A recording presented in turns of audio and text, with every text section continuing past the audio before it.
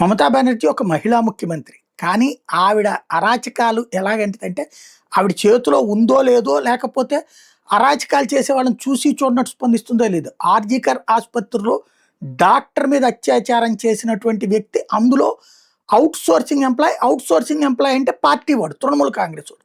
వాడిని పట్టుకుని అరెస్ట్ చేశారు కదా! బట్ అది దాచారు కదా! ఆ బాధితురాలి తల్లి అక్కడ ఎన్నికల్లో పోటీ చేస్తుంటే ఆమెకి వార్నింగ్ ఇస్తున్నారు ఈ అరెస్ట్ అయినటువంటి వాడి బంధువులు అక్కడే.